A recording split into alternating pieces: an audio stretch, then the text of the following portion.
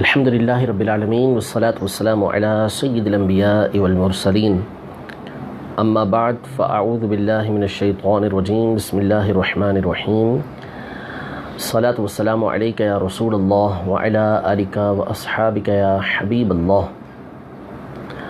الحمدللہ عز وجل سوال جواب کا سلسلہ لے کر حاضر ہیں اپنے پیج پر، اور انشاءاللہ تبارک و تعالیٰ آپ کے جو سوالات ہیں اس کے جوابات دینے کی بھرپور کوشش کی جائے گی۔ کوشش فرمائیے گا کہ آخر تک اس سلسلے کے اندر شریک رہیں۔ آپ کا سوال شامل ہو جاتا ہے تو بہت اچھی بات ہے اور اس کا جواب بھی آپ کو مل جائے، لیکن اگر بالفرض کسی وجہ سے آپ کا سوال شامل نہ بھی ہو سکا تو انشاءاللہ تبارک و تعالیٰ اچھی نیت سے آپ شامل ہوں گے تو اس میں جو سوالات موجود ہیں اس کے جوابات آپ جو سنیں گے تو انشاءاللہ کچھ نہ کچھ علم آپ کو حاصل ہوتا رہے گا۔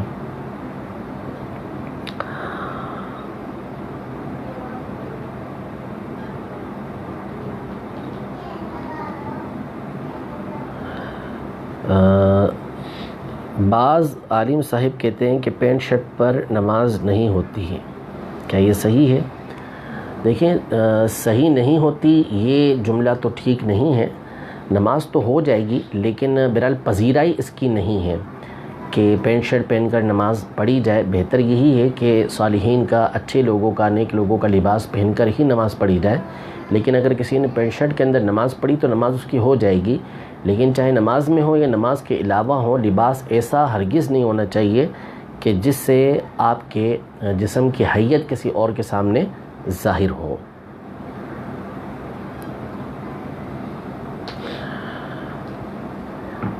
چھوٹی بچیوں کو جھاجن پہنانا جائز ہے، اور اگر کسی نے پہنایا ہو تو کیسے توبہ کرنا ہوگی۔ اگر بہت چھوٹی بچیاں ہیں ان کو ایسی چیز پہنائی ہے جھانج وغیرہ کی کہ جو فقط بجتی ہے، اس میں کوئی میوزک وغیرہ نہیں ہوتا، تو اس کے پہنانے پہ گناہ نہیں ہے، لیکن بچپن سے ہی عادت ان کی اس طرح کی نہیں بنانی چاہیے، ورنہ پھر بعد میں پریشانی کا سامنا ہوگا۔ اگر نیت کے بغیر درود پاک یا ذکر اللہ کریں تو کیا ثواب نہیں ملے گا؟ اچھا ہے، کچھ نہ کچھ تو فائدہ اس کا حاصل ہوگا، لیکن ثواب جو ہے وہ عمومی طور پر نیت ہی پر ہوتا ہے۔ البتہ بعض ذکر و اذکار وغیرہ جو ہوتے ہیں اس پر بغیر نیت کے بھی ثواب مل جاتا ہے، تو اس لیے کوشش یہی ہونی چاہیے کہ ہر اچھے عمل سے پہلے، ہر نیک عمل سے پہلے آپ نیت کر لیں گے تو انشاءاللہ تبارک و تعالیٰ اس کا ثواب آپ کو ملے گا۔ اچھا، ایک سوال یہ کیا گیا کہ کل بھی یہ سوال کیا گیا تھا کہ اگر کسی نے مغرب کے بعد ناخن کاٹے تو کیا اس کا یہ ناخن کاٹنا گناہ ہے، یا مغرب کے بعد ناخن کاٹ سکتے ہیں یا نہیں؟ عمومی طور پر ہمارے یہاں یہ مشہور ہے کہ مغرب کے بعد ناخن کاٹنا یہ منع ہے، رات میں ناخن کاٹنے سے منع کیا جاتا ہے، تو ایسا نہیں ہے۔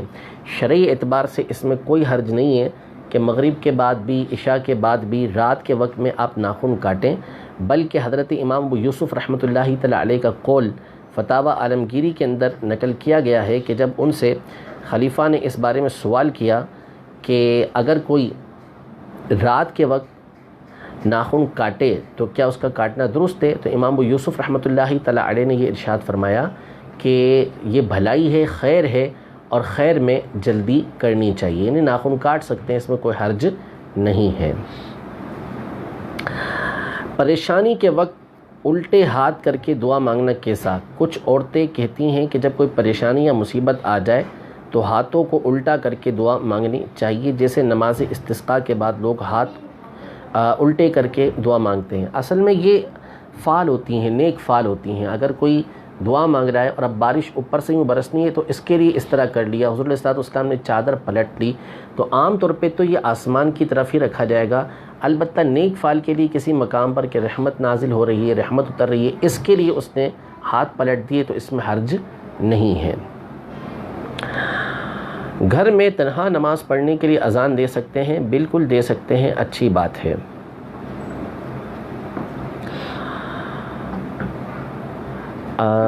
بلبل مدینہ ان کا سوال ہے کہ مفتی صاحب آپ نے درس بخاری شریف میں فرمایا کہ اللہ کے رسول پڑھنا جانتے تھے، سوال یہ ہے کہ امی کا مطلب کیا ہے؟ ہم نے امی کا مطلب ابھی تک ان پڑھ ہی سنا تھا۔ ان پڑھ نہیں کہتے، بے پڑھے، یعنی کسی سے آپ نے پڑھا نہیں تھا۔ آپ علیہ الصلوۃ والسلام لکھتے نہیں تھے، پچھلی کتابوں کو پڑھتے نہیں تھے، لیکن پڑھنا جانتے تھے۔ آپ کو کسی انسان نے نہیں پڑھایا، آپ کو جو علم عطا فرمایا وہ اللہ تبارک و تعالی نے عطا فرمایا ہے۔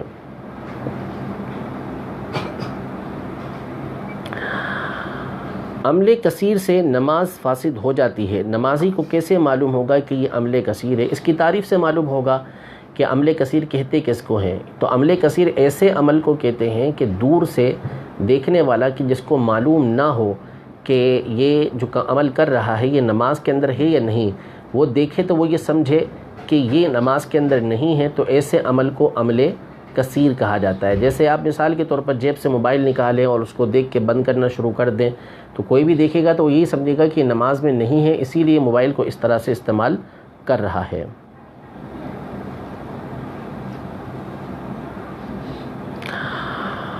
آج کے دور میں کسی سے شرعی حد کا گناہ ہو جائے، مثلا زنا، اور وہ بندہ چاہتا بھی ہے کہ شرعی سزا اسے مل جائے، مگر آج شرعی سزا نہیں ہے، تو کیا حکم ہے؟ اللہ کی بارگاہ میں توبہ کرے۔ ظاہر ہے کہ جو شرعی سزا ہوتی ہے، حد ہوتی ہے، وہ حاکم اسلام ہی دے سکتا ہے، اور ہمارے یہاں ظاہر ہے کہ یہ چیزیں ہیں نہیں۔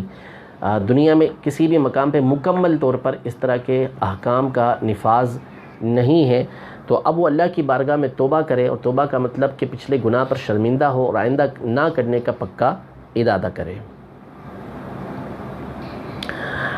حافظ قرآن گھر میں سبق وغیرہ یاد کر رہا ہو تو بلند آواز سے یاد کرے، تو دیگر گھر کے افراد پر سننا واجب ہے۔ اسے اتنی بلند آواز سے یاد کرنا ہی نہیں چاہیے، اسے چاہیے کہ وہ اتنی آواز رکھے کہ صرف اپنے کانوں تک پہنچے، یا کسی ایسے مقام پہ بیٹھے کہ دوسروں تک آواز نہ پہنچے۔ تو گھر والوں پر اس طرح سننا واجب نہیں ہوگا، لیکن اس پر لازم ہوگا کہ وہ اتنی آواز سے پڑھے گا کہ صرف اس کے کانوں تک آواز پہنچے گی۔ سید رفیق بھائی کہہ رہے ہیں سلمان بھائی کے لیے دعا فرما دیں اولاد کی، اللہ تبارک و تعالی ان کو بھی اور دیگر کو بھی جو اولاد کے طلبگار ہیں نیک سارے اولاد عافیت کے ساتھ عطا فرمائے۔ مہدوی کے پاس عورت کا زچگی کا کام کروانا کیسا ہے؟ سمجھ نہیں آیا مہدوی کیا ہوتا ہے؟ تو عورت کے زچگی کا جو کام ہوگا وہ عورت ہی سے کروایا جائے گا، مرد سے بغیر اجازت شرعی اس کی اجازت نہیں ہے۔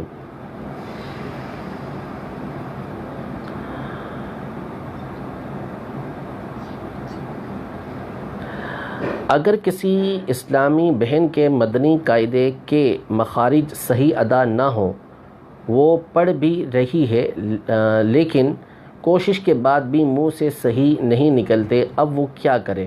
اور دوسرے مخارج نہ نکلے تو اب کیا حکم ہے؟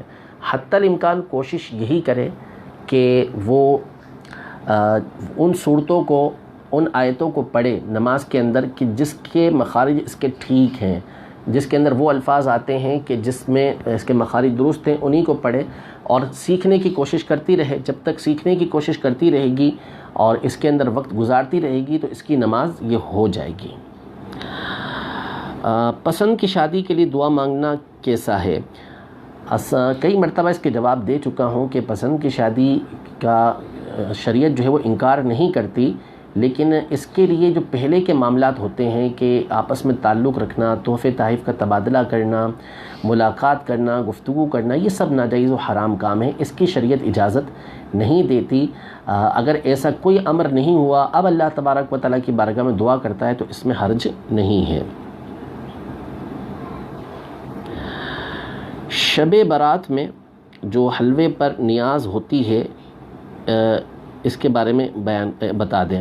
تو یہ جائز ہے، آپ حلوے پہ نیاز کریں یا کسی اور چیز پہ کریں، نیاز ہے جو ایصال ثواب کے لیے ہوتی ہے، مردوں کو اس کا ثواب پہنچایا جاتا ہے، تو وہ کسی بھی چیز پر ہو سکتی ہے، اس میں شرعاً کوئی حرج نہیں ہے۔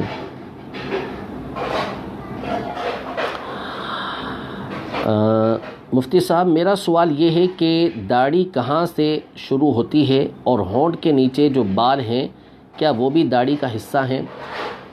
داڑھی کے ہونٹ کے نیچے جو حصے ہیں وہ بھی داڑھی، جو بال ہوتے ہیں وہ بھی داڑھی ہی کا حصہ ہیں، اور داڑھی کی جو ابتدا ہوتی ہے جہاں سے ایک مٹھی شمار ہوتی ہے وہ یہ تھوڑی کے نیچے سے ہوتی ہے.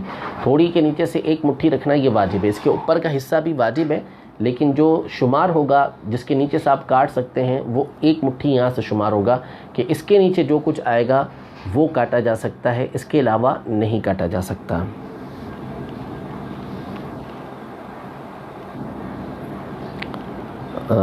مجھے کافی دنوں سے گوشت خواب میں نظر آتا ہے, کچھ بتا سکتے ہیں؟ مجھے خواب کی تعبیر نہیں آتی, اس کے لیے آپ خوابوں کی تعبیر کے سلسلے میں رابطہ کر لیجئے.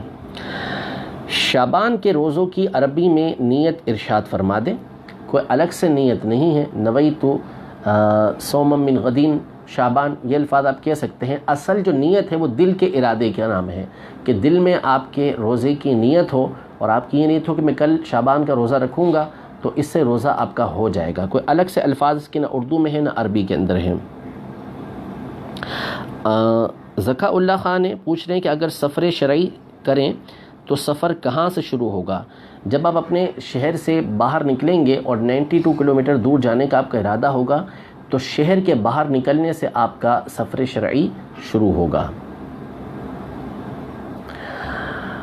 بہت اہم سوال کیا ہے ظہیر عامر مغل بھائی نے, کہتے ہیں کہ اگر مقتدی نماز پڑھتے ہوئے اونچی آواز میں تسبیحات پڑھے اور ساتھ والا مقتدی تنگ ہو رہا ہو اور بار بار اپنی تسبیحات کو بھول رہا ہو تو ایسے اونچی آواز سے پڑھنے والے مقتدی کے لیے کیا حکم ہے؟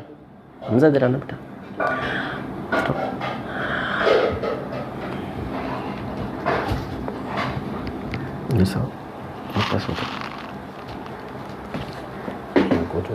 برتن نہیں بجائے, برتن کی آواز بہت آ رہی ہے, منع کرو برتن بجانے سے.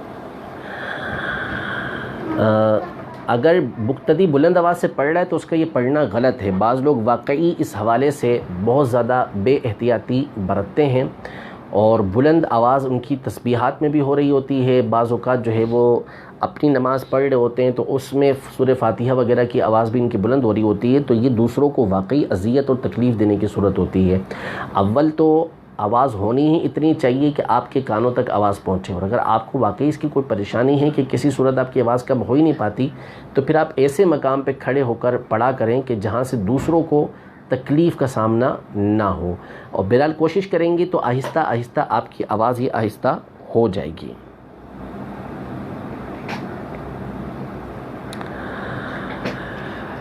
بلال قائمی بھائی ہیں, سوال کر رہے ہیں کہ کریانے کی دکان کی زکوٰۃ کا حساب کیسے کریں؟ جتنا مال ہے اس کا آپ حساب لگائیں کہ کتنا مال ہے آپ کا, اور اس کا حساب لگانے کے بعد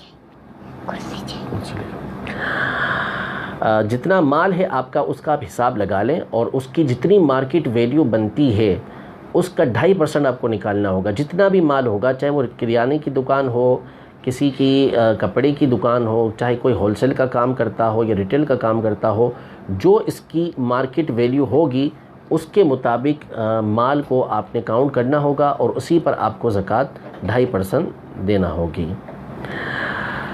محمد جنید سلطان رضوی بھائی ہیں, وہ سوال کر رہے ہیں کہ حضور والا ہاتھ سے انسانی تصویر بنانا کیسا ہے؟ جائز نہیں ہے. عطاء الرحمن بھائی, آپ اپنے سوال کے لیے دارالفتہ اہل سنت میں فون پہ رابطہ کر لیں. بہت مشکل ہے کہ میں آپ کے مسئلے کا یہاں پر جواب دے سکوں.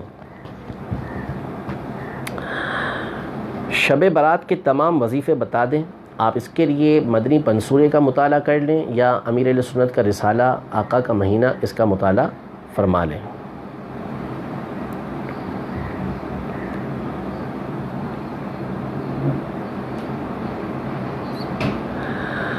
جو یا رسول اللہ نہ کہتے ہوں یا علی نہ کہتے ہوں ان سے تعلق رکھنا کیسا ہے؟ دیکھیں, اگر تو یہ بد مذہبی کی وجہ سے ایسا کرتے ہیں, اور عام طور پہ بد مذہبی کی وجہ سے ہی لوگ ان چیزوں کا انکار کرتے ہیں اور اس چیز کو ناجائز کہتے ہیں, تو ایسے لوگ تو پھر بد مذہب کہلائیں گے. تو بد مذہب سے تعلق رکھنے کی شرعاً اجازت نہیں ہے.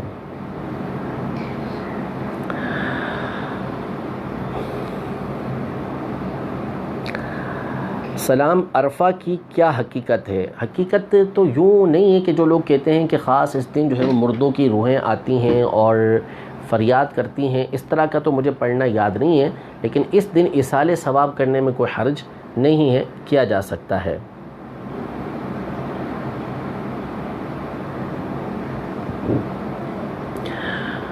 کیا لا ادوا والی حدیث ٹھیک ہے؟ جی بالکل ٹھیک ہے، اس میں کوئی کلام نہیں ہے، اور اس کے اوپر میں اس پروگرام کے اندر کئی مرتبہ کلام کر چکا ہوں۔ کیرم، لوڈو اور تاش کے پتے کھیلنا کیسا ہے؟ ان کے کھیلنے کی شرعاً اجازت نہیں ہے۔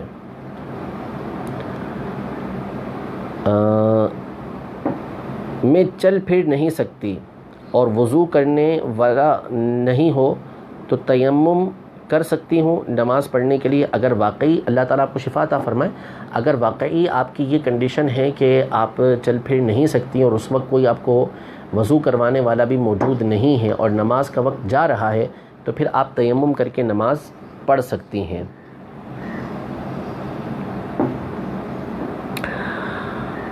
اگر والد بہنوئی کے سامنے آنے کا کہتے ہوں اور بہنوئی سے پردہ نہ کرنے کا کہتے ہوں تو اولاد کو کیا کرنا چاہیے؟ اولاد ان کی اس بات کو تسلیم نہیں کرے گی۔ پیار اور محبت کے ساتھ، طریقے کے ساتھ ان کو بتا دیں کہ شرعی مسئلہ یہ ہے کہ ان کے سامنے نہیں آیا جا سکتا، ان کے سامنے بے پردہ نہیں ہوا جا سکتا، ان سے پردہ کرنا یہ لازم ہے۔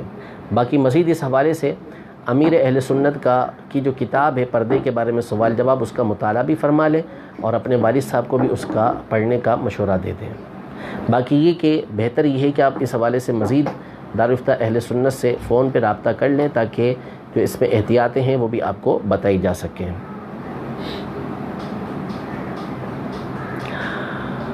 جہیز کے لیے جو سامان خرید کر رکھا ہو تو کیا اس پر بھی زکوٰۃ ہوگی؟ جی بالکل، اس کے اوپر بھی زکوٰۃ ہونے کی صورتیں ہو سکتی ہیں۔ یہ دیکھا جائے گا کہ وہ جہیز کا سامان کیا ہے۔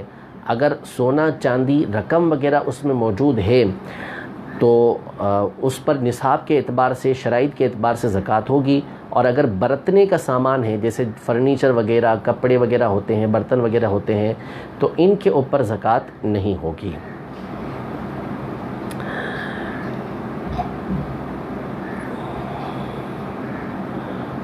قرآن خوانی کے دوران خصوصاً عورتیں مل کے ایک ہی سپارہ پڑھتی ہیں، ایک عورت ایک پیج پڑھتی ہے، دوسری عورت دوسرا پیج پڑھتی ہے، یہ کرنا کیسا ہے؟ یہ بہت عام ہے، اس طرح نہیں کرنا چاہیے۔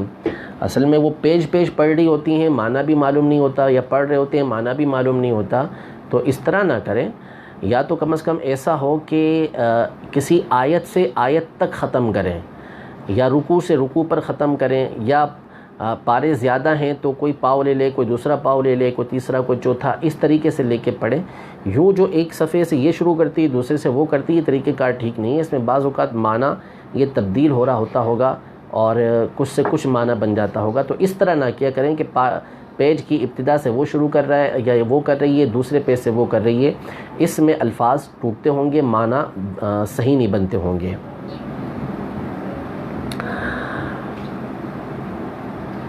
بلال خان ممبئی ہند سے یہ کہہ رہے ہیں کہ ویڈیو ٹھیک فرما لیں حضرت۔ میرے خیال میں تو ٹھیک ہی ہے، کوشش کریں گے مزید اس سے اچھا ہو سکے۔ مفتی صاحب، شب برات میں صلاۃ و تسبیح پڑھنا کیسا؟ بالکل جائز ہے، اس میں کوئی حرج نہیں ہے، پڑھ سکتے ہیں۔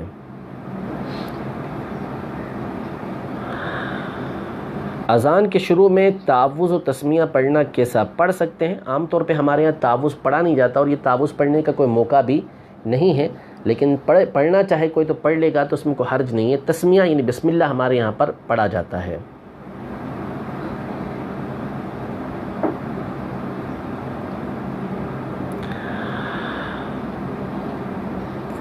کیا مسلمان اگر غلطی سے زنار جو کافر پہنتے ہیں اگر پہن لے تو کیا حکم ہے؟ اس صورت میں اس کے اوپر کفر ہی کا حکم ہوگا کہ یہ کفار کی نشانی ہے، اور کفار کی نشانی والی چیز جو پہنے گا تو پھر اس صورت میں اس کے اوپر کفر ہی کا حکم ہوگا، تو اس کو توبہ کرنا ہوگی، توبہ کر کے دوبارہ اس کو کلمہ پڑھنا ہوگا۔ کیا عورت کو بھی نماز میں انگلیوں کا پیٹ زمین پہ لگانا فرض ہے؟ جی نہیں، فرض نہیں ہے، وہ تو اصل میں زمین سے چمٹ کر سجدہ کرے گی تو اپنے پاؤں کو وہ کسی ایک طرف نکال لے گی، تو اس کے لیے یہ پاؤں کے انگوٹھے موڑنا، انگلیاں موڑنا یہ ضروری نہیں ہے۔ امام صاحب کے پیچھے تکبیرات پڑھنی چاہیے؟ جی بالکل پڑھنی چاہیے۔ جو تکبیر تحریمہ ہے وہ پڑھنا تو ضروری ہے، اس کے بغیر آپ کی نماز کیسے ہوگی؟ اور باقی جو تکبیرات ہیں، تکبیرات انتقالات جو کہلاتی ہیں، وہ بھی پڑھنا یہ سنت مبارکہ ہے، تو اس کو بھی آپ پڑھیے۔ ہنسنے سے وضو ٹوٹ جاتا ہے؟ ویسے ہنسنے سے وضو نہیں ٹوٹتا، قہقہ لگانے سے بھی نہیں ٹوٹتا۔ ہاں، نماز میں اگر کوئی اتنی آواز سے ہنسا کہ دوسروں تک اس کی آواز پہنچ جائے تو پھر اس صورت میں اس کا وضو ٹوٹ جائے گا۔ جس کے پاس چند نصاب ہو، مثلا 7.5 تولہ سونا، 52.5 تولہ چاندی اور نصاب کے برابر نقدی بھی ہوں، تو وہ زکوٰۃ کس طرح ادا کرے؟ ان تمام کی قیمت نکلوا لے کہ ٹوٹل کتنی قیمت بنے گی، اور تو پھر اس کا 2.5% وہ ادا کر دے۔ بعض بھائی یہ سوالات کرتے ہیں پھر اس کو ہڈن کر دیتے ہیں، اور وہ بہت زیادہ ان کے سوالات ہوتے ہیں۔ میرے بیٹے ادھر بیٹھ گئے، شاباش۔ تو اس لیے اس طرح نہ کریں، پریشانی کا سامنا ہوتا ہے۔ سوالات کریں اور ایک کرنے کے بعد اسے چھوڑ دیں۔ بعض کے مسلسل کئی دن سے ایسا ہے کہ ان کے سوال ہوتا ہے، پھر اس کو ہڈن کیا ہوا ہوتا ہے، جس کی وجہ سے مشکل ہو جاتی ہے۔ نعمان رضا مصطفی بھائی ہیں، پوچھ رہے ہیں کہ مفتی صاحب، صبح کی اذان میں جو کلمات کا اضافہ کیا جاتا ہے، ان کی ابتدا کہاں سے ہوئی؟ یعنی الصلاۃ خیر من النوم، یہ تو حدیث حسن کے اندر موجود ہے کہ حضرت سیدنا بلال رضی اللہ تعالی عنہ نبی کریم صلی اللہ تعالی علیہ وآلہ وسلم کی بارگاہ میں حاضر ہوئے۔ آپ علیہ الصلوۃ والسلام آرام فرما تھے، تو انہوں نے کہا کہ الصلاۃ خیر من النوم، نماز جو ہے وہ نیند سے بہتر ہے۔ تو نبی کریم صلی اللہ تعالی علیہ وسلم نے فرمایا ما احسن ھذا یا بلال، کہ کتنے اچھے کلمات ہیں یا بلال، اجعل فی اذانک، کہ ان کلمات کو اپنی اذان کا حصہ بنا لو۔ تو خود نبی کریم صلی اللہ تعالی علیہ وآلہ وسلم نے ان کلمات کو اذان کے اندر شامل کرنے کا حکم ارشاد فرمایا ہے۔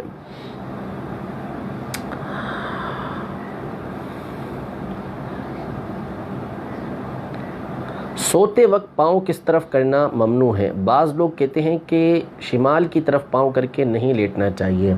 جو ممانعت ہے وہ فقط کعبۃ اللہ المشرفہ کی طرف پاؤں کر کے لیٹنے سے منع کیا گیا ہے، کہ کعبۃ اللہ المشرفہ کی طرف پاؤں نہ کیے جائیں سوتے وقت۔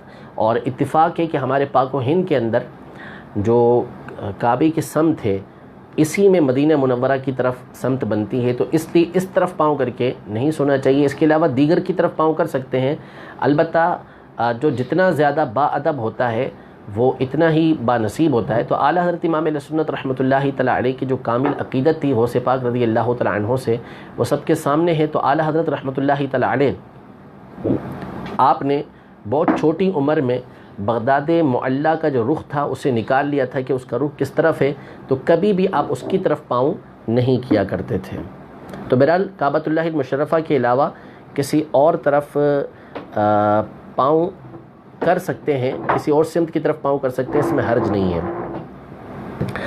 مسعود قادری ہیں، کہہ رہے ہیں کہ مفتی صاحب، میں نے کل بھی آپ سے سوال کیا تھا کہ بد مذہبوں کے بیانات اور شارٹ کلپ سننا کیسا ہے؟ آپ نے جواب ارشاد بھی فرمایا تھا، لیکن اٹک بہت رہا تھا، سمجھ نہیں آیا۔ کل تھوڑی نیٹ کی پرابلم تھی۔ بہرحال مسئلہ بالکل واضح ہے کہ ان کے شارٹ کلپ اور بیانات کو سننا یہ ناجائز و حرام ہے، اور اپنے آپ کو جہنم کے کاموں کی طرف، جہنم کی طرف لے جانے والے امور کی طرف پیش کرنا ہے۔ اور یہ میں نے کل کہا تھا کہ یہ جو میری گفتگو ہے یہ اپنے اہل سنت بھائیوں اور بہنوں کے لیے ہے۔ ان سے میں بات کر رہا ہوں کہ کسی بھی بد مذہب کے کلپ سننا یہ شرعاً جائز نہیں ہے۔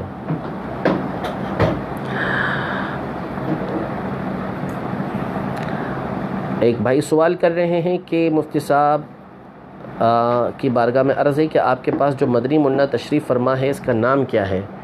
اس کا نام حمزہ ہے، اور یہ مدنی منا روز ہی تقریباً ہوتا ہے چھوٹا تو گھومتا پھرتا رہتا ہے۔ علماء فرماتے ہیں کہ جب طفولیت ہوتی ہے، بچپنا ہوتا ہے، تو احکام شرع جو ہے وہ اس پر لگتے نہیں ہیں، بچہ بہت سارے احکام کو اٹھا لیتا ہے، تو اس کی مرضی ہوتی ہے، وہ جو چاہے کرتا پھرتا ہے۔ حضرت ڈیسک پر سجدہ کرنے کا کیا حکم ہے؟ جبکہ 12 انگل سے اونچی چیز پر سجدہ کرنا مکروہ ہے۔ وہ اس صورت میں ہے کہ جب بندہ سجدہ نہ 11 انگل والی چیز کے اوپر سجدہ کر سکتا ہے، نہ زمین پہ سجدہ کر سکتا ہے، تو اب اس کے لیے یہ حکم ہے کہ وہ بیٹھ کے ساری نماز پڑھ سکتا ہے۔ اب سامنے اگر کوئی چیز ایسی موجود ہے کہ جس کے اوپر وہ سجدہ کرتا ہے تو یہ کرنا جائز ہے۔ ممانعت اصل میں اس چیز کے اوپر سجدہ کرنے کی تھی جس سے نبی کریم صلی اللہ علیہ وسلم نے منع فرمایا تھا کہ وہ تکیہ تھا، وہ اٹھا کے یوں سجدے میں جاتے وہ اس کو اٹھا کے یوں ماتھے پہ لگایا جاتا تھا، تو اس سے منع فرمایا۔ باقی اگر سامنے ڈیسک موجود ہے اس پہ کوئی سجدہ کرتا ہے تو شرعاً یہ جائز ہے، البتہ علماء کا اختلاف ہے تو اس سے بچنا چاہیے، بہتر یہی ہے۔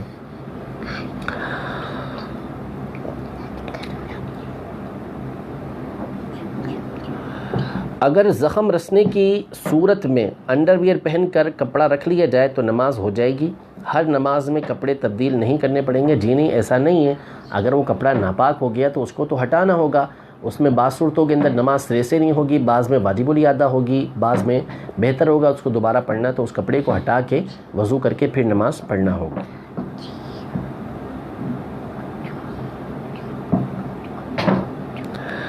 مجھے وسوسے والا رسالہ پڑھنے کے بعد اور وظیفہ پڑھنے کے باوجود گستاخانہ گندے وسوسے آتے ہیں، تو آپ بار بار اس رسالے کو پڑھیے، اور میں پہلے بھی عرض کر چکا ہوں کہ اس کا بنیادی علاج آپ کے اپنے ہاتھ کے اندر ہے کہ اگر آپ خود کوشش کریں گے کہ آپ ان چیزوں کی طرف توجہ نہ دیں، اپنا تصور دوسری طرف لے جائیں، اس کی طرف دھیان ہی نہ دیں، آپ کی وسوسے دور ہو جائیں گے۔ بنیادی وجہ یہ ہوتی ہے کہ ہم اس کی طرف توجہ دیتے ہیں، اور یہ وسوسے ڈالنے والا شیطان ہوتا ہے۔ آپ ایک اس کا جواب نکالیں گے وہ دوسرا دے گا، تیسرا نکالیں گے چوتھا دے گا، پانچواں نکالیں گے چھٹا دے گا، تو اس لیے اس کی طرف آپ توجہ نہ دیں۔ جب توجہ نہیں دیں گے تو پھر اس صورت میں یہ وسوسے انشاءاللہ جلدی دور ہو جائیں گے۔ غسل کرتے وقت کیا جسم کے غیر ضروری بال صاف کر سکتے ہیں؟ اس کا کیا حکم ہے؟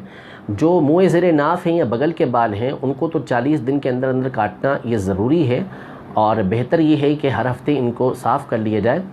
اور اس کے علاوہ جو دیگر بال ہیں، جیسے سینے پہ مردوں کے بال ہوتے ہیں یا پیٹھ پر بال ہیں، تو اگر یہ اتنے بڑھ گئے ہیں کہ تکلیف کا اس سے سامنا ہوتا ہے، یا بال اتنے زیادہ ہیں کہ پانی بہت زیادہ استعمال کرنا پڑتا ہے، تو اس کو بلا کراہیت صاف کر سکتے ہیں، ورنہ بہتر نہیں ان کو صاف کرنا۔ کریں گے ہر صورت میں گناہ نہیں ہوگا، صاف کر سکتے ہیں۔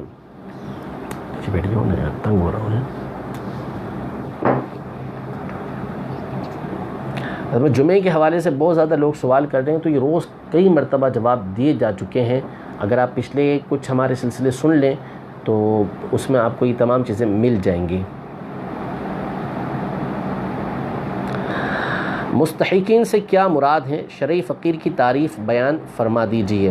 جو پہلے مستحق نہیں تھا لیکن اب حالات کے پیش نظر اس کے حالات ناکافی ہو گئے، کیا اس کو زکوٰۃ لگ سکتی ہے؟ شرعی فقیر وہ ہوتا ہے کہ جس کے پاس نصاب کے برابر مال نہ ہو، یعنی نہ 52.5 تولہ چاندی اس کے پاس ہے، نہ 7.5 تولہ سونا اس کے پاس ہے، نہ اتنا سونا کہ جو 52.5 تولہ چاندی کے برابر ہو جائے، نہ اس کے پاس ضرورت کے علاوہ رقم ہے، نہ اس کے پاس بیچنے کا سامان اتنا ہے کہ جو 52.5 تولہ چاندی تک پہنچ جائے، نہ اس کے پاس غیر ضروری سامان اتنا ہے کہ جو 52.5 تولہ چاندی تک پہنچ جائے، یہ سب مل ملا کے اس کے پاس 52.5 تولہ چاندی تک پہنچ جائے، تو ایسا شخص یہ شرعی فقیر کہلاتا ہے، اس کو آپ زکوٰۃ دے سکتے ہیں۔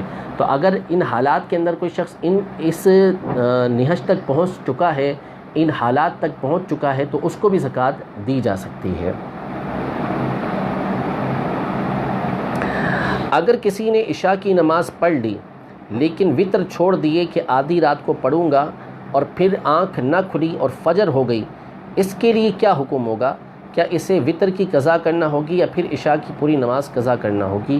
فقط وتر کی اسے قضا کرنا ہوگی، پوری عشاء کی قضا کی ضرورت نہیں ہے، اور ہوگی بھی نہیں عشاء کی قضا۔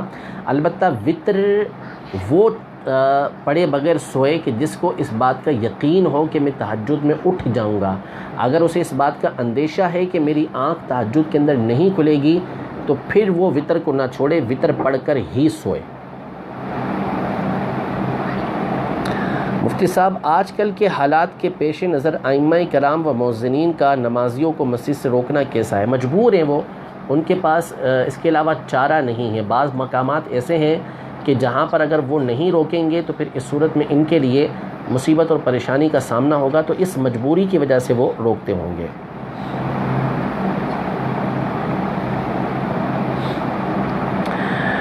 درود شریف افضل ہے یا قرآن پاک؟ اگر قرآن پاک افضل ہے پھر درود شریف کیوں پڑھتے ہیں؟ بھئی دونوں ہی چیزیں پڑھتے ہیں، ذکر و اذکار بھی کرتے ہیں، درود شریف بھی پڑھتے ہیں، قرآن شریف بھی پڑھتے ہیں، ہر ایک کا اپنا اپنا مقام ہے۔ یقیناً قرآن پاک چونکہ صرف اللہ تبارک و تعالیٰ کا کلام ہے، اگر اس کو اس اعتبار سے دیکھیں تو پھر تو وہ ہر چیز سے افضل ہے، تو وہ پھر درود پاک سے بھی افضل ہوگا، لیکن اس کا مطلب یہ تھوڑی ہے کہ کسی اور چیز کو پڑھنے کی اجازت ہی نہ ہو۔ یعنی آپ یہ کہیں کہ الحمدللہ یہ افضل دعا ہے تو پھر ہم یہی دعا مانگتے رہیں، کوئی اور دعا مانگے نہ۔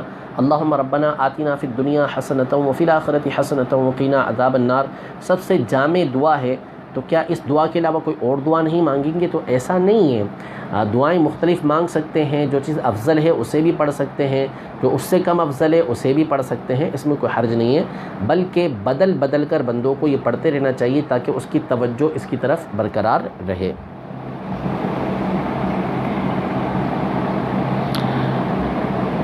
کیا داڑھی منڈا اذان یا اقامت دے سکتا ہے یا نہیں؟ اگر دے دی تو اس صورت میں کیا حکم ہے؟ نہیں دینی چاہیے اس کو، اور نہیں اسے دلوانی چاہیے۔ اذان تو اس کا اعادہ کر لیا جائے، اقامت کا اعادہ نہیں ہے۔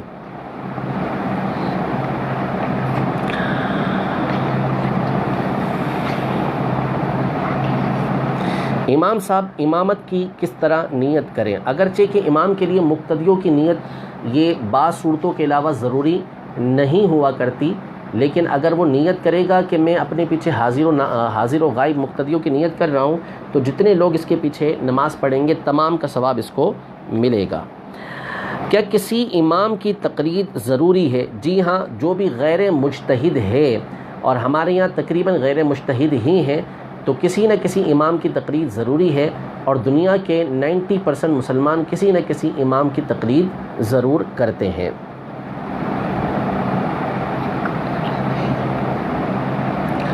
حرمین شریفین میں عورتیں ناپاکی کی حالت میں کہاں تک جا سکتی ہیں؟ مثلاً صحن تک جا سکتی ہیں۔ مسجد حرام کا جو باؤنڈری ہے میناروں والی، اس کے باہر جو صحن بنا ہوا ہے، یا پچھلی طرف جو ولادت گاہ ہے اس کی طرف جو صحن بنا ہے، وہاں تک تو وہ جا سکتی ہیں، لیکن مسجد حرام کے دروازوں سے اندر داخل نہیں ہو سکتی۔ اسی طرح جو مسجد نبوی علی صاحبہ الصلاۃ والسلام کا صحن ہے، دروازوں سے باہر کا جو صحن ہے، وہاں تک وہ جا سکتی ہیں، دروازوں سے اندر مسجد کے اندر نہیں جا سکتی۔ مفتی صاحب بخاری شریف کی کون سی شرح پڑھی جائے؟ تفہیم الباری، یہ محمود احمد رضوی صاحب کی کتاب ہے، اس کا بھی مطالعہ کر سکتے ہیں، نزہۃ القاری کا مطالعہ بھی آپ کر سکتے ہیں۔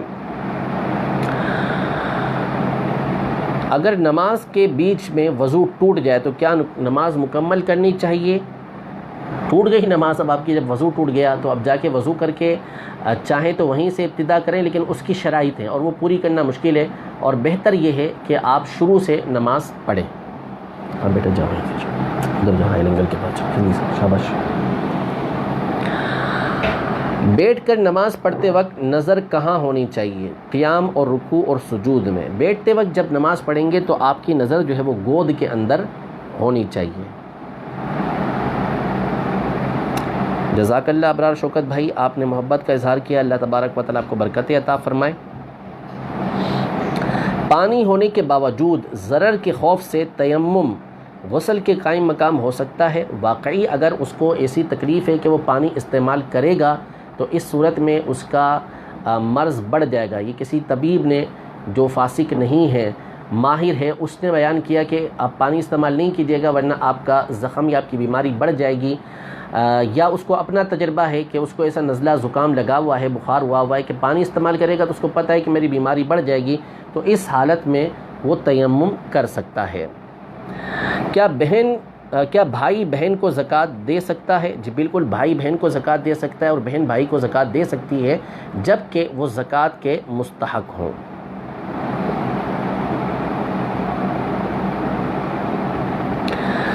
حسن رضا بھائی یہ پوچھ رہے ہیں کہ مفتی صاحب شب برات کی عبادت کے حوالے سے دلیل عطا فرما دیجیے۔ میرے اسی پیج پر کل میں نے ایک کلپ اپلوڈ کیا ہے اور بڑی تفصیل کے ساتھ تقریباً 15 منٹ میں نے اس پر بہت ساری احادیث طیبہ ذکر کی ہیں اور یہ بھی بیان کیا ہے کہ کس کس نے اس حدیث پاک کو صحیح قرار دیا ہے، تو آپ اس کو سن لیجئے، میرے پیج پر وہ موجود ہے، تو انشاءاللہ آپ کی تسلی و تشفی ہو جائے گی۔ دوسروں کو بھی آپ یہ کلپ شیئر کیجئے، ان تک بھی یہ پہنچائیے، انشاءاللہ تبارک و تعالی بہت سو کی غلط فہمیاں اس سے دور ہو جائیں گی۔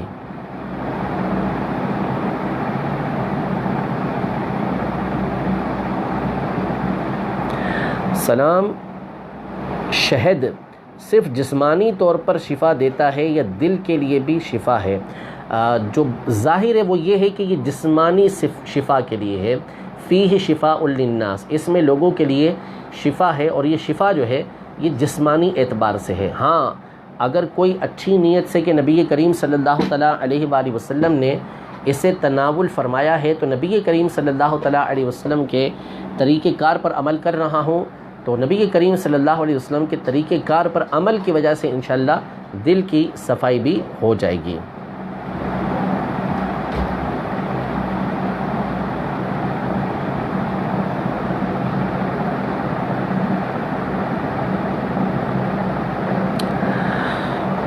اللہ اللہ،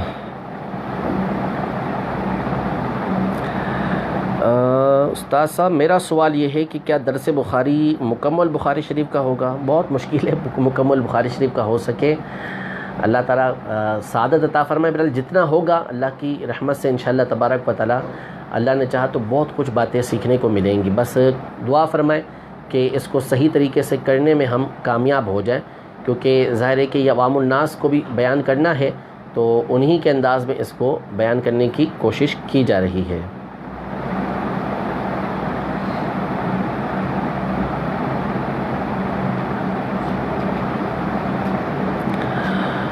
اللہ آ رہا ہوں بیٹا، پڑھا بیان کر لوں نا، پھر اس کے بعد آپ کو سب باندھ دیتا ہوں۔ اسلام میں خاندانی منصوبہ بندی کا کیا حکم ہے؟ دیکھیں حکم تو یہی ہے کہ اولاد زیادہ ہونی چاہیے، کہ حدیث پاک میں اس کا حکم دیا گیا تاکہ قیامت کے دن جو ہے نبی کریم صلی اللہ تعالیٰ علیہ وسلم اپنی امت کی کثرت پر لوگوں کے سامنے، دیگر انبیاء کے سامنے فخر کریں گے۔ لیکن اگر آزار ایسے ہیں کہ جس کی بنیاد پر کچھ وقفہ رکھنا چاہیں تو عارضی طور پر یہ وقفے رکھے جا سکتے ہیں، لیکن رزق کی تنگی وغیرہ کی وجہ سے یہ وقفے نہ رکھے جائیں، اللہ تبارک و تعالیٰ پر توکل اور بھروسہ رکھا جائے۔ رزق کا دینے والا یہ اللہ تبارک و تعالیٰ ہے، لیکن یہ عارضی طور پر ہو سکتا ہے، مکمل طور پہ نسبندی کروا دینا یا بچہ دانی نکلوا دینا یہ شرعاً درست نہیں ہے۔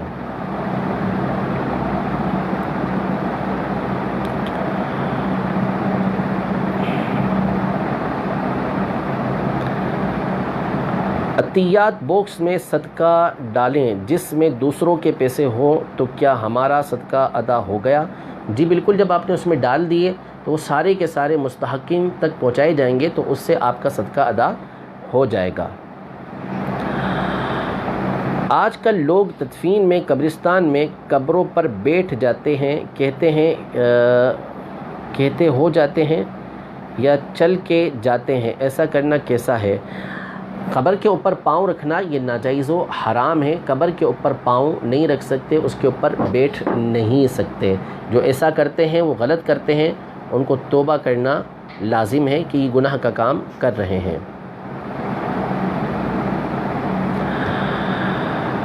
اگر کوئی یہ بولے کہ تم لوگ بے وقت اذانیں دے رہے ہو، اگر دے رہے ہو تو اس کی نماز بھی پڑھو اور اس نماز کا نام بھی رکھو، تو ایسے لوگوں کو کیا کہا جائے؟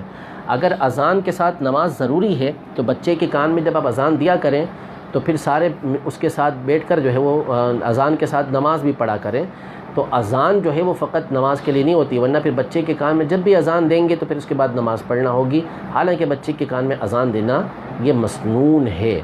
تو وبا کے موقع پر، مصیبت و پریشانی کے موقع پر اذان دینے سے مصیبتیں دور ہوتی ہیں، اور اس پر تفصیلی کلپ بھی ہمارے پیج کے اوپر موجود ہے۔ تو یہ باطل بات ہے، غلط بات ہے کہ نماز جب بھی اذان دی جائے گی تو اس کے ساتھ جو ہے وہ نماز پڑھنا یہ ضروری ہو جائے گا، ایسا نہیں ہے۔ ورنہ بچے کے کان میں جب بھی اذان دی جائے تو اس کے بعد جو اذان دینے والا ہے وہ اور اس کے ساتھ دیگر لوگ نماز پڑھنا شروع کر دیں، حالانکہ ایسا نہیں ہے۔ 4 رکعت کی نماز میں بھول کے تیسری رکعت پر سلام پھیر لیا تو کیا حکم ہے؟ کیا شروع سے پڑھیں گے یا وہاں سے ہی پڑھ سکتے ہیں؟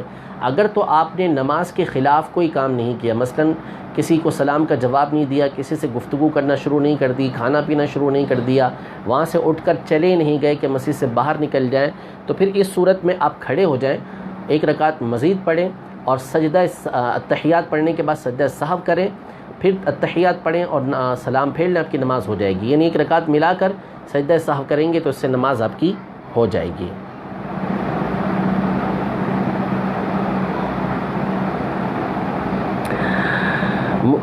مغرب کی دوسری رکعت میں کوئی امام کے ساتھ جماعت میں ملا، اب وہ تینوں مرتبہ تشہد پڑھے گا؟ جی ہاں پڑھے گا، کوئی مسئلہ نہیں ہے۔ دوسری رکعت میں ملا، کھڑا ہو، اس کے بعد جو ہے وہ بیٹھ کے 1 رکعت عطا کرے، پھر اس کے بعد دوسری رکعت کے اندر وہ بیٹھ جائے، تو یوں 3 مرتبہ اس کا تشہد ہوتا ہے، تو اس میں کوئی حرج نہیں ہے، شریعت کا بیان کردہ طریقہ کار ہے۔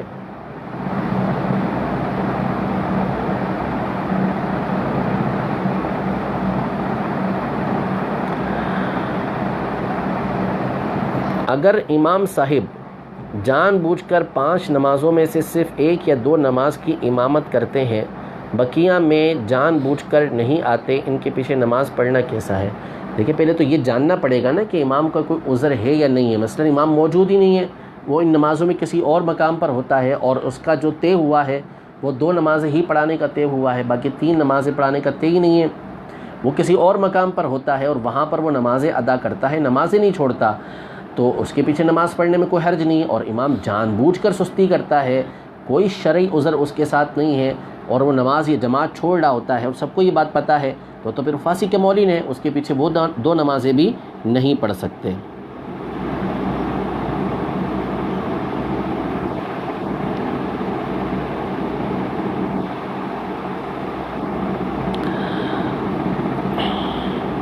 کیا بیٹی کا نام فجر یا عنایا رکھ سکتے ہیں؟ رکھ سکتے ہیں، بہتر یہ ہے کہ نام وہ رکھیں کہ جو مسلمانوں میں معروف ہو، صحابیات کے نام ہو، ایسے نام رکھیں گے تو بہتر ہے۔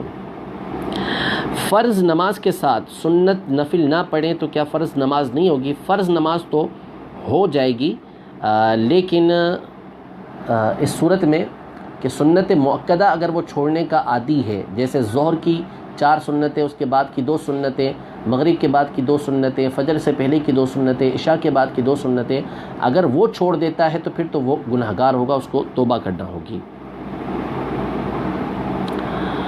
ختم قادریہ آن لائن رشتہ داروں کے ساتھ مل کر پڑھ سکتے ہیں؟ جی بالکل پڑھ سکتے ہیں، اس میں کوئی حرج نہیں ہے۔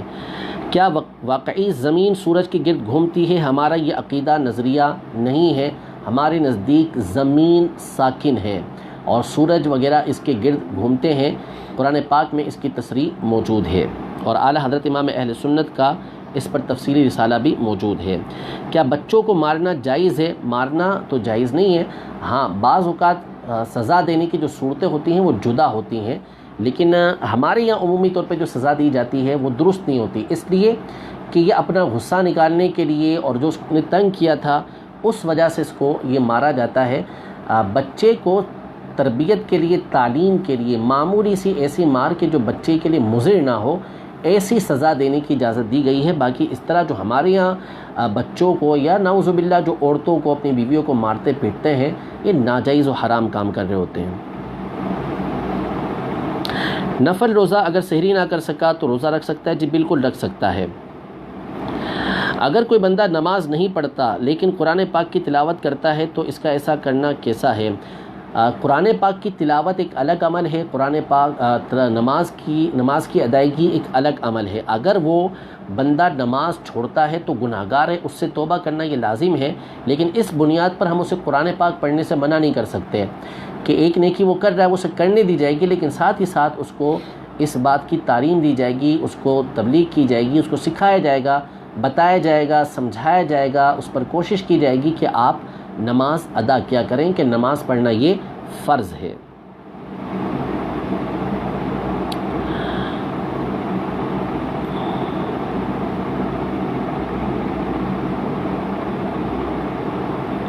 شب قدر اور شب برات کا فرق بتا دیں۔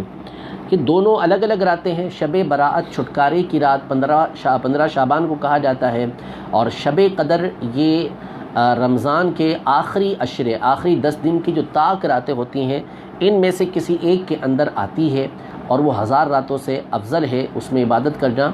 تو ان دونوں میں فرق ہے، وہ رمضان کی آخری 10 عشرے کی طاق راتوں کے اندر ہے، اور 15 شعبان کی جو رات ہوتی ہے اس کو شب برات یعنی چھٹکارے کی رات کہا جاتا ہے.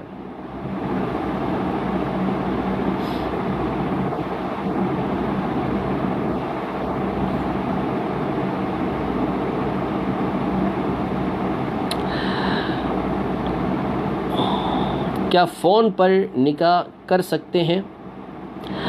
فون پہ نکاح ایک تو یہ ہے کہ آن لائن ڈائریکٹ نکاح ہو رہا ہے کہ دولہا کسی مقام پہ بیٹھا ہوا ہے اور نکاح پڑھانے والے کسی اور جگہ پر ہیں، لڑکی کسی اور جگہ پر. اب فون پہ اس سے کہتے ہیں کہ تمہیں نکاح قبول ہے، وہ بولتا قبول ہے، تو اس طرح نکاح نہیں ہوگا. ہاں یہ صورت ہو سکتی ہے کہ مثلا لڑکا مدینہ شریف میں ہے اور لڑکی جو ہے وہ پاکستان کے اندر ہے. اب نکاح پاکستان کے اندر کرنا ہے تو لڑکا یہاں پر کسی کو اپنا وکیل بنا دے، فون پہ اس کو وکیل بنا دے کہ بھائی میرا نکاح فلاں لڑکی سے اتنے مہر کے بدلے کروا دو، تو لڑکی کی طرف سے وہ قبول کر لے. قاضی جب کہے کہ میں نے فلاں لڑکے سے فلاں لڑکی کا اتنے مہر کے بدلے نکاح کیا، تو جو اس کا وکیل ہے وہ کہے کہ میں نے فلاں لڑکی کی طرف سے اس نکاح کو قبول کیا، تو یوں نکاح ہو جائے گا. لیکن جو براہ راست ٹیلی فون کے اوپر یا کسی بھی نیٹ کے ذریعے نکاح کرتے ہیں یہ شرعاً درست نہیں ہے، اور اس سے نکاح ہوگا بھی نہیں.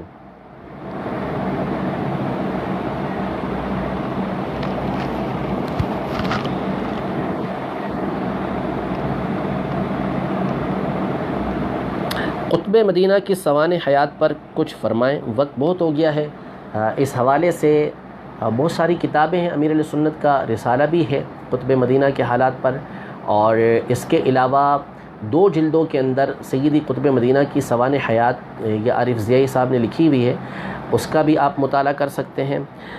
آگے عبد الرحمن بھائی کہہ رہے ہیں کہ خلافیات بین الاشعریہ والماتریدیہ کے موضوع پر اردو میں کچھ مستند کتابیں بتا دیجیے. اردو کے اندر تو شاید بہت ہی کم آپ کو یہ مل سکے مواد. عربی کے اندر البتہ اس موضوع پر کتابیں موجود ہیں. امام اسی نام سے الخلافیات بین الاشاعرہ والماتریدیہ کے نام سے یہ کتابیں مطبوع ہوئی ہیں حالیہ، اور مکتبۃ المدینہ العربیہ کے اوپر بھی یہ موجود ہیں. حناف کی طرف سے بھی یہ کتابیں لکھی گئی ہیں. میں نام بھول گیا ہوں ابھی مصنف کا، ورنہ میں آپ کو بتا دیتا، تو اس کو آپ پڑھ سکتے ہیں. اردو کے اندر شاید اس حوالے سے آپ کو مواد کم ہی مل سکے گا. امامہ باندھتے وقت قبلہ رو ہونا سنت ہے؟ جی مستحب ہے کہ قبلہ رو جو ہے وہ رخ کیا جائے. سوالات الحمدللہ ابھی بھی بہت سارے موجود ہیں. وقت ہمارا پورا ہو چکا ہے. انشاءاللہ تبارک و تعالی کل دوبارہ اپنے اس سلسلے کو لے کر حاضر ہوں گے اور آپ کے سوالات کے جوابات دینے کی بھرپور کوشش کریں گے. اللہ تبارک و تعالی ہم سب کو نیک اعمال کی توفیق عطا فرمائے. ہمارے اس سلسلے کو آگے سے آگے شیئر کر دیا کریں تاکہ دیگر لوگ بھی اس علم کے سلسلے کے اندر شامل ہو سکیں.